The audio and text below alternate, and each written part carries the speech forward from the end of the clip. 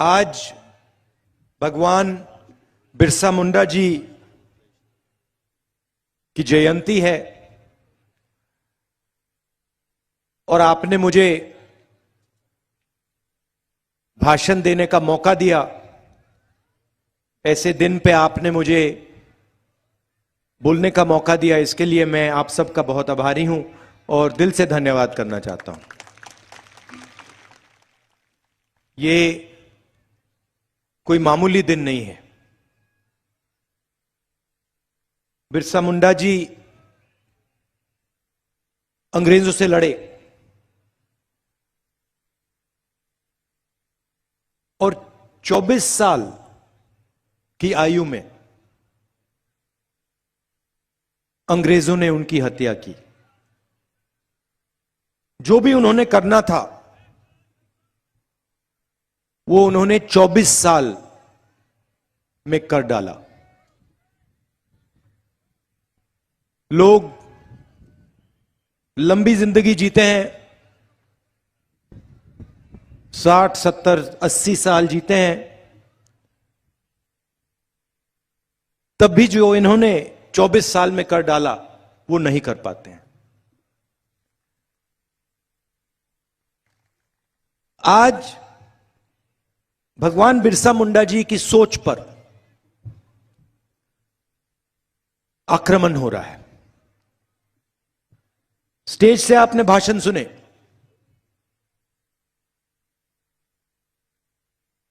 एक तरफ से नहीं हो रहा है, चारों तरफ से उनकी सोच पर, उनकी यादगाश पर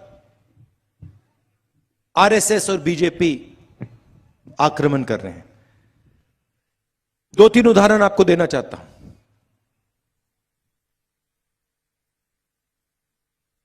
जब मैंने भाषण शुरू किया, मैंने आपको आदिवासी भाई बहन कहा। कहा नहीं कहा? कहा ना।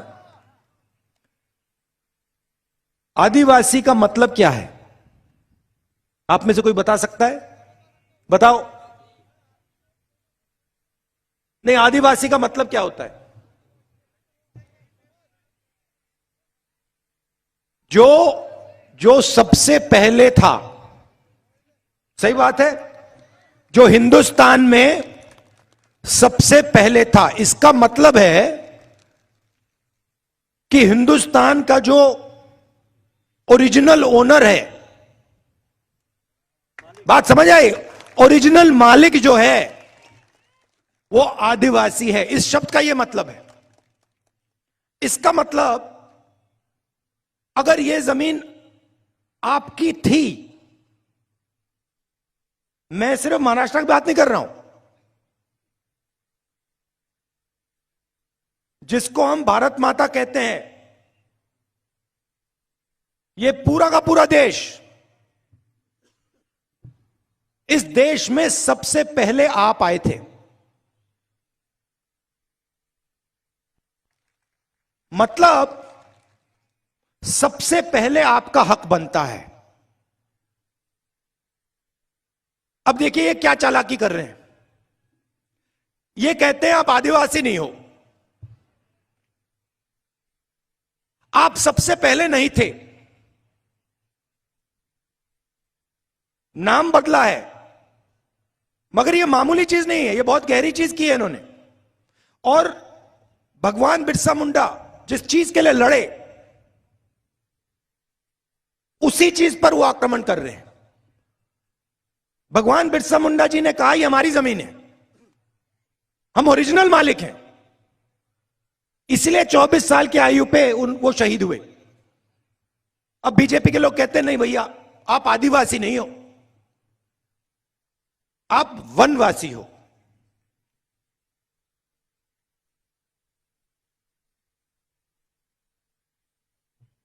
वनवासी का मतलब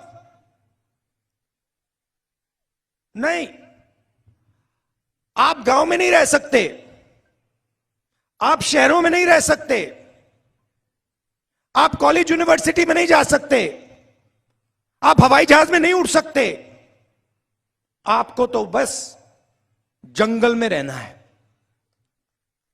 अभी ठहरिए, ताली मत बजाइए। अब देखिए, अगर आप हिंदुस्तान 1000 साल पहले आते, 3000 साल पहले आते, तो पूरा हिंदुस्तान जंगल था। 50 साल पहले आप हिंदुस्तान को देखते, काफी जंगल थे, और आज आप हिंदुस्तान को देखते हो, जंगल कम होता जा रहा है। सही बात, गलत बात? सही है। और आज से 20, 30, 40 साल बाद जंगल आपको दिखेगा ही नहीं, गायब हो जाएगा। तो ये आपसे ये कह रहे हैं कि आपको कोई हक नहीं मिलना चाहिए। जब जंगल गायब हो जाएगा तो वनवासी का कोई हक नहीं बचेगा। यह है इनका मतलब। ये आपसे कह रहे हैं कि यह जमीन आपकी नहीं है, और आपकी कभी नहीं रही, और कभी नहीं होगी। आप तो जंगल के हो। हम कह रहे हैं कि आप ओरिजिनल मालिक हो। यह पूरा देश आपका था, और आपसे यह देश लिया गया। तो अगर आपसे यह देश लिया गया तो आपको कुछ देना भी है। क्या देना है? आपके हक देने हैं, शिक्षा देनी है, स्वास्थ्य देना है, और देश का जो धन है उसका भाग आपको देना है।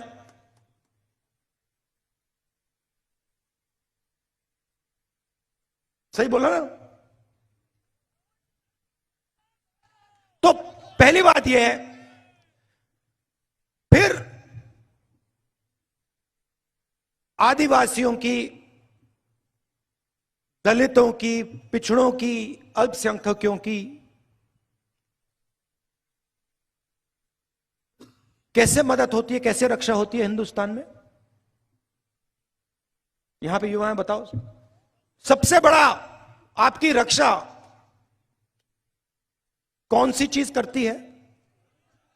ये देखो, संविधान। सब जानते हैं संविधान किसने बनाया? बाबा साहेब अंबेडकर जी ने बनाया।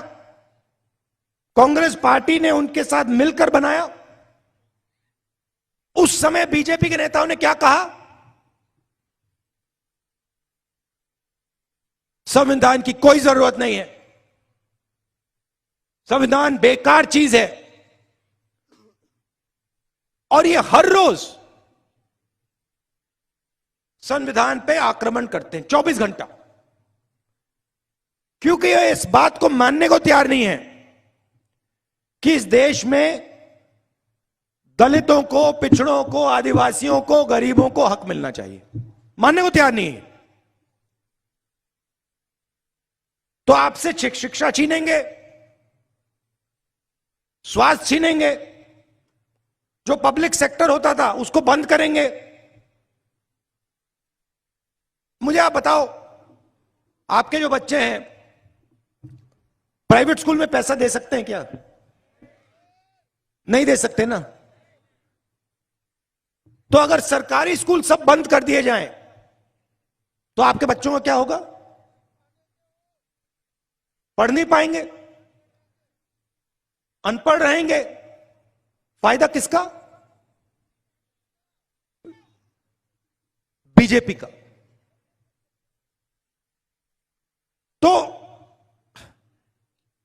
तो वो शिक्षा के सिस्टम पे आक्रमण करते हैं।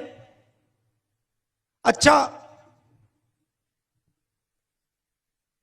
जो प्राइवेट अस्पताल होता है, किसी को दिल का दौरा पड़ता है, कैंसर हो जाता है, सबको होता है।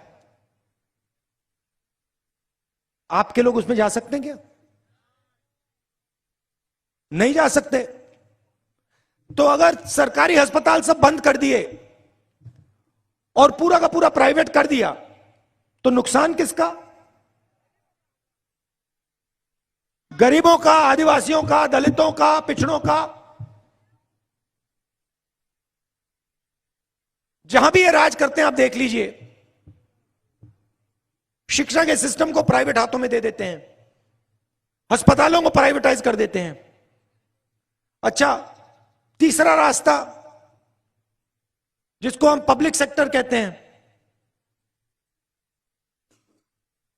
पब्लिक सेक्टर में आपके लोग जा सकते हैं, सारी की सारी पब्लिक सेक्टर की कंपनियां ये प्राइवेटाइज कर रहे हैं, अपने ही 2-3 मित्रों को दे रहे हैं।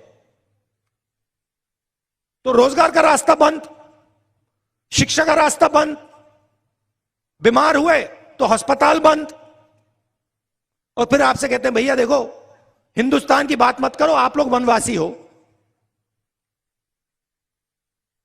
बात करनी है तो जंगल की करो। जंगल में हक किसने दिया? कांग्रेस पार्टी ने दिया। फॉरेस्ट राइट एक्ट और पैसा कौन लाए? कांग्रेस पार्टी लाई। और बीजेपी क्या कर रही है? आपको कहती है आप वनवासी हो, और फिर जो आपका हक बनता है वो भी छीन लेती है।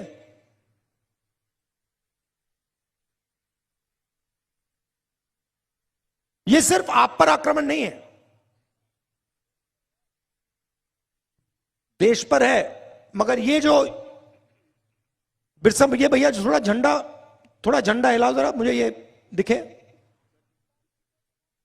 ये जो बिरसा मुंडा जी हैं, इन पर ये आक्रमण कर रहे हैं, इनका अपमान हो रहा है।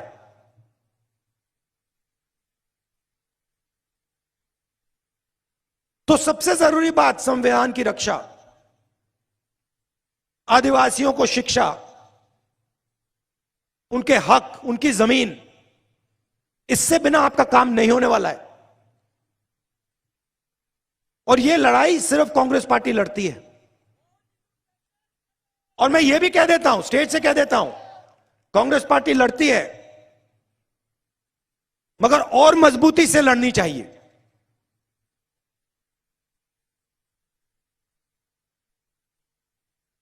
यह मैं आपसे कहना चाह रहा था। आखिरी बात देखिए, बिरसा मुंडा जी, भगवान बिरसा मुंडा जी 24 साल की आयु पे शहीद हो गए। अंग्रेजों ने उन्हें जमीन देने की कोशिश की,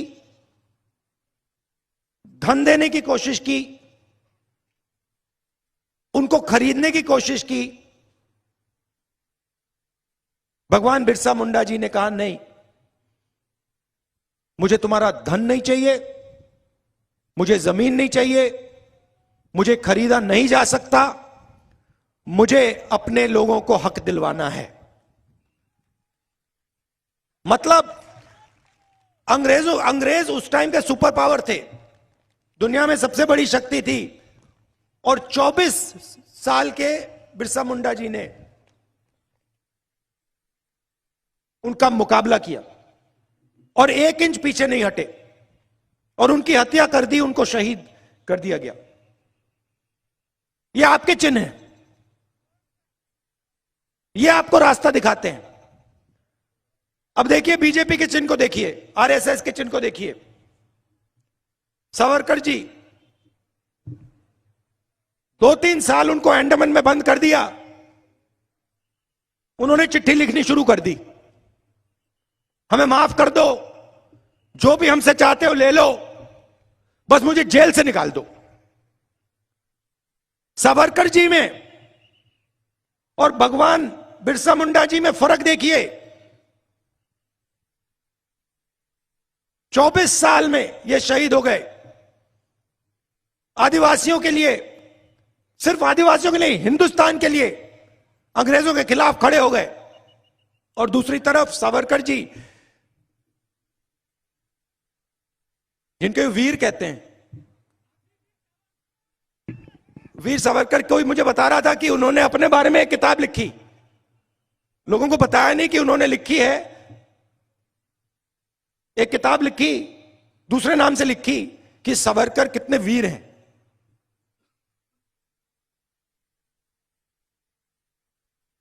और अंग्रेजों से पेंशन लेते थे,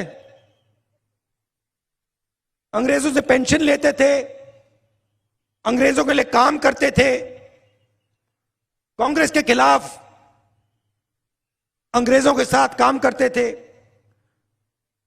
और 2-3 साल 5 साल में जेल के बाद सच्चे सावरकर जी पूरे देश को दिखे,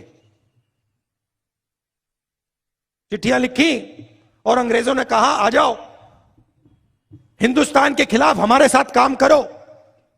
सावरकर जी ने हाथ जोड़े, कहा हां जी मैं हाजिर हूं, जो भी आप मुझसे चाहते हो मैं करूंगा।